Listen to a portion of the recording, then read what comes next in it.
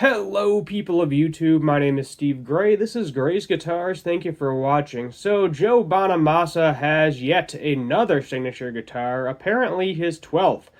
So I can already tell you this sounds better than one of my original 55s. Joe Bonamassa's 12th Epiphone signature guitar is his first guitar with P90s and features one of the rarest Les Paul finishes ever made. Only three copper iridescent 1955 Les Paul standards are currently accounted for, and Bonamassa owns two of them. Now the quirky single cut has been revived.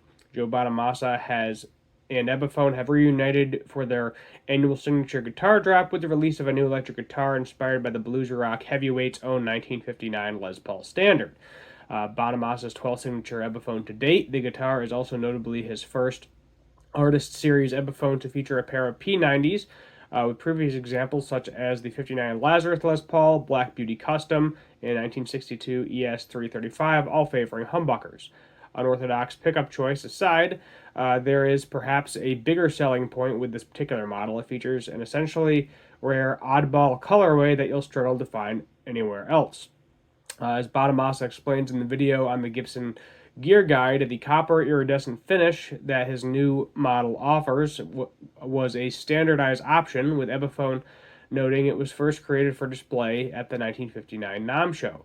However, it's exceedingly rare. Only three 1955 Les Paul standards with this finish are known to exist. Gibsons, not Epiphones, and Bonamassa owns two of them. Not only that, Epiphone had to track down the original paint color to revive it. And it's kind of really hard to tell. It kind of looks like a reddish black, but I think when we go to the Epiphone website here in a minute, you'll be able to see the actual color. On what finish is it? Similar to the flip-flopping hues of more contemporary sheens, copper iridescent has a very subtle metallic vibe. Seems to change the guitar's appearance depending on the light. In some cases, it looks like a deep black. Other cases, it is a neat light brown shade to it. Dare we say this is the nicest finish of any Bonamassa's Epiphone we've seen over the past decade. Yeah, actually, here's a close-up of the color right there. You kind of see those copper reddish hues there. So this was based on two 1955 copper iridescent Les Pauls that I own. Bonamassa explains it was a standardized color. There just weren't that many of them. I was talking to Matt Kohler, I think that's how you say his last name, and I said we have never done a P90 guitar. I'm known as a humbucker player, but the P90s are always great. That little spark on top, the humbucking pickup doesn't do that. In fact, Bonamassa is so impressed with this new model, he admits, I can already tell you, this sounds better than one of my original 55s, owing to the fact that one of his 55 models still has the factory strings on it.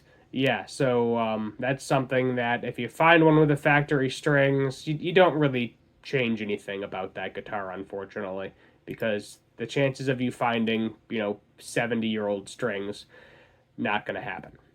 This guitar is a standard Epiphone at heart with some signature twists, featuring a bound maple top, mahogany body, custom 59 round C mahogany neck, and a bound laurel fingerboard, which, yeah, that's going to annoy me.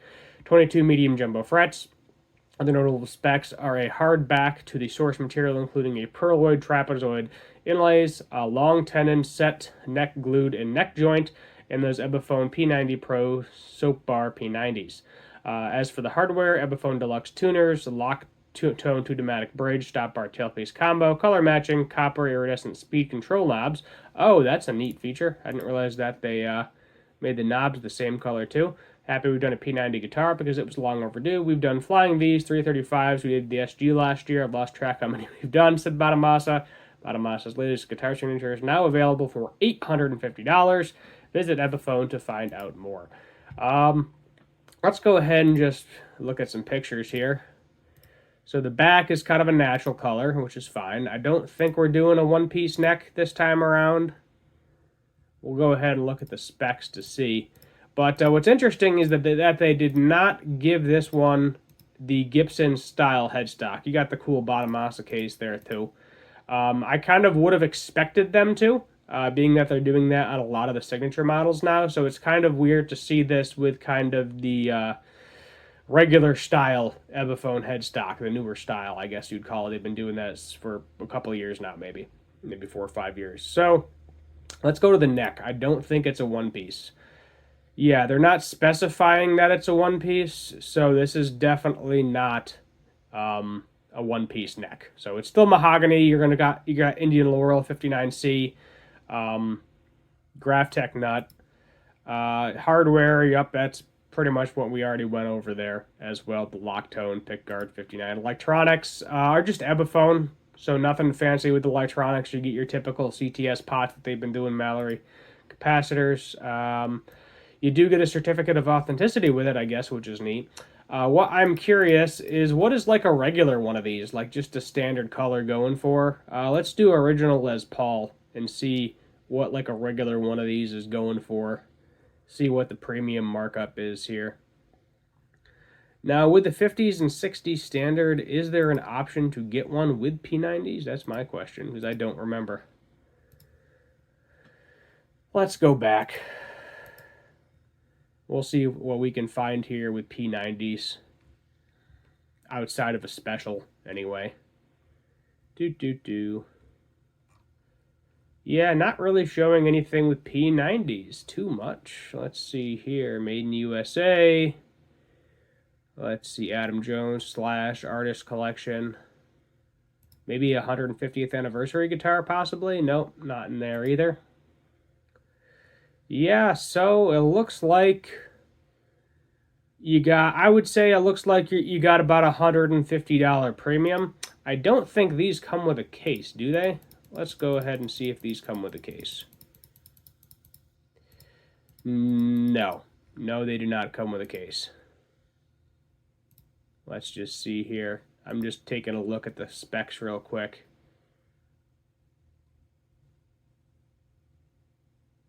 Yeah, I don't believe their 50s or 60s models come with a case, as far as I can tell.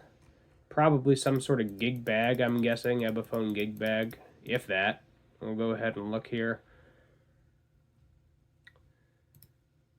So I think it was under the optional hardshell case. Yeah, there you go, right there.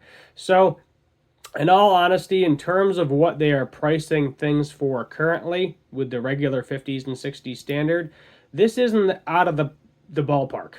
So, I mean, you have P90s, which it seems like they're not offering.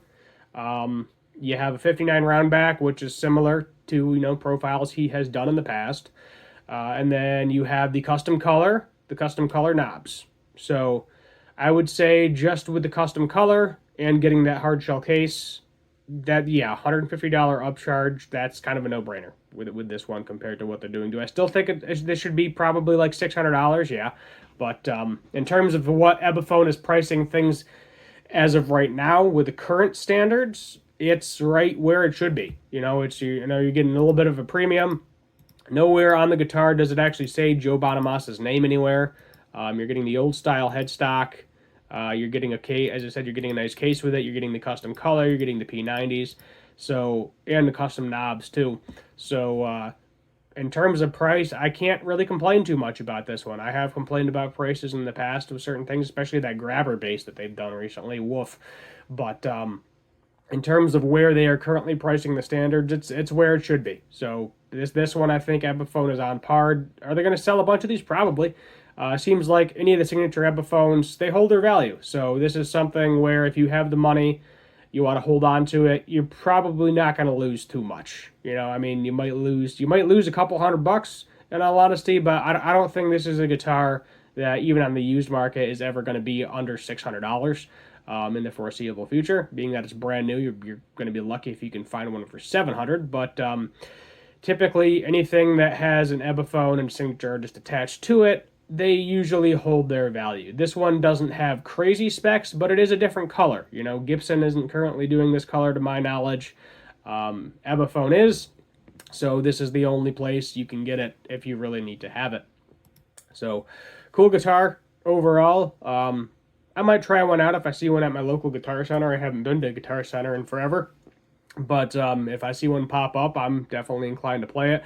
I have played these pickups before, and I do like them. They're perfectly fine. P90s sound very similar to the Gibson P90s. Epiphone's been doing pretty good in the pickup department lately, making something comparable to the Gibson varieties.